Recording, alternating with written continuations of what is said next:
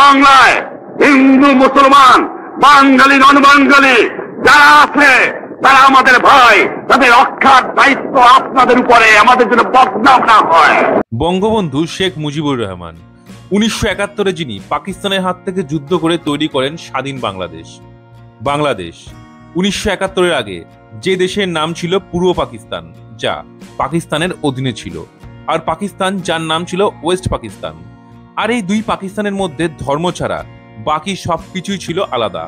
Mainly ছিল ভাষাগত বৈষম্য।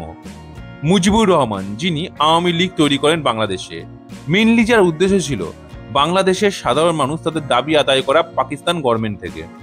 1971 সালে বাংলাদেশ স্বাধীন হওয়ার পর তার ক্ষমতায় আসে মুজিবুর রহমান এবং তার আওয়ামী লীগ, এবং 1975-এর 15 আগস্ট বঙ্গবন্ধুর নিজের বাড়িতেই মুজিবকে গুলি করে হত্যা করে বিএনপি লিডার জিয়াউর রহমান। সেই সময় বেঁচে যায় মুজিবের দুই মেয়ে, শেখ হাসিনা এবং শেখ রেহানা। শেখ হাসিনা যিনি 2009 থেকে 2024 সাল অবধি ছিলেন বাংলাদেশের প্রাইম মিনিস্টার। আর 2024-এ বাংলাদেশের ছাত্ররা কোটা নিয়ে যে আন্দোলন শুরু করে, সেখানে বাধ্য হয়ে প্রধানমন্ত্রী পদ থেকে রেজিগনেশন দিতে হয় শেখ হাসিনাকে। তবে কি জন্য বাংলাদেশে শুরু হলো এই কোটা আন্দোলন? বাংলাদেশ যখন ওয়েস্ট পাকিস্তানের অন্তর্ভুক্ত ছিল, সে সময় বাংলাদেশে কেবল মুজিবুর রহমানেরই একটি পলিটিক্যাল পার্টি ছিল, যার নাম ছিল আওয়ামী লীগ। ওয়েস্ট পাকিস্তানে ছিল একাধিক পলিটিক্যাল পার্টি। সে সময় পাকিস্তানের মেজর জেনারেল ছিলেন ইয়াইয়া খান। তিনি দুই পাকিস্তানে জেনারেল ইলেকশন করান।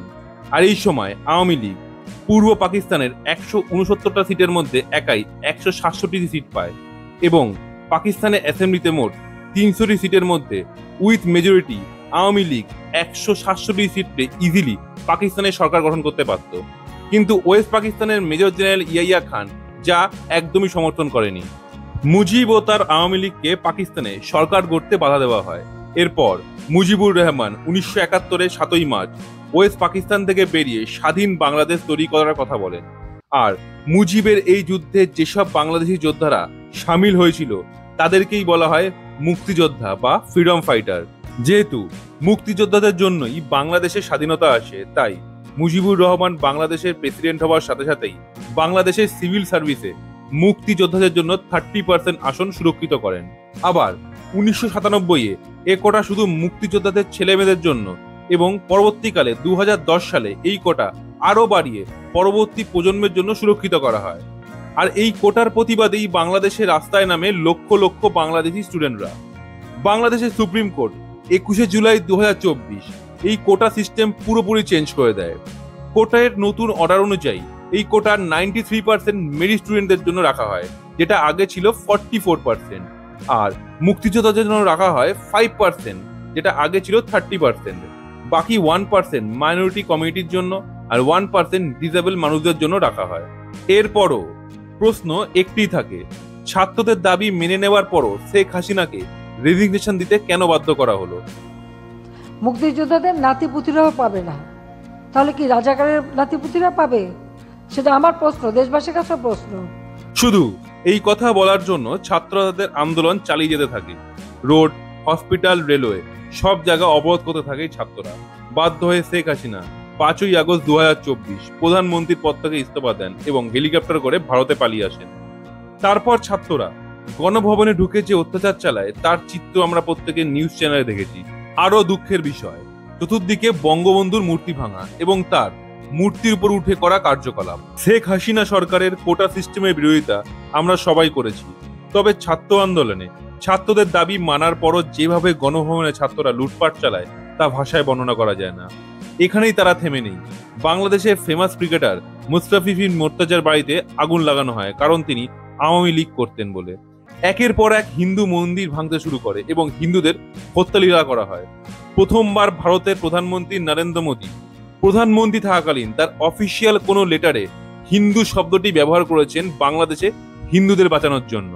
যদিও এই ছাত্র আন্দোলনের পিছনে বাংলাদেশেরই জামাতি ইসলামী গ্রুপ এবং বিএনপির হাত রয়েছে। আর হাসিনা দেশত্যাগের পর থেকেই বিএনপি লিডার এবং বাংলাদেশের করাপশন কেসে জেলবন্দি খালেদা জিয়াকে উইদাউট এনি কোর্ট ট্রায়াল মুক্তি দেয় সেখানকার কোর্ট। মনে করিয়ে রাখি, এই খালেদা জিয়াই প্রধানমন্ত্রী থাকাকালীন বাংলাদেশের সব থেকে বেশি হিন্দু জেনোসাইড ঘটে। বর্তমানে বাংলাদেশে আর্মি চিফ ওয়াকার উজ্জামান বাংলাদেশের গভর্নমেন্ট সামলাচ্ছেন। খুব শীঘ্রই বাংলাদেশে এক ইন্টারিম গভর্নমেন্ট ফর্ম করতে চলেছে, যার প্রধান হবে বাংলাদেশের নোবেল জয়ী মোহাম্মদ ইউনূস। শেখ হাসিনা গভর্নমেন্টের আমলে একদিকে যেমন বাংলাদেশের জিডিপি বৃদ্ধি পেয়েছে, ঠিক তেমনি এই গভর্নমেন্টের আমলেই করাপশনের মাত্রা ছিল বাংলাদেশের সব থেকে বেশি। সামান্য পুলিশের সিভিক ভলেন্টিয়ারের চাকরিতেই দিতে হতো লক্ষ লক্ষ টাকা ঘুষ। তবু একটা প্রশ্ন আমাদের কাছে আজও অধরা, বঙ্গবন্ধু শেখ মুজিবুর রহমান, যার জন্য বাংলা ভাষা রাষ্ট্রীয় ভাষার মর্যাদা পেল, আর বর্তমানে সেখানে 17,12,00,000 মানুষের স্বাধীন দেশ হলো বাংলাদেশ। জাতীয় পিতা বঙ্গবন্ধুর সংগ্রামে যেখানে গড়ে উঠলেই সোনার বাংলা, সেখানে বঙ্গবন্ধুর মূর্তিতে এই পাশবিক ও অমানবিক ঘটনার কি কোনো যুক্তি ছিল? আমাদের কাছে জাতীয় পিতা বঙ্গবন্ধুর সাথে ঘটা এই আচরণের কোনো উত্তর নেই। আপনাদের জানা থাকলে কমেন্ট বক্সে অবশ্যই জানাবেন।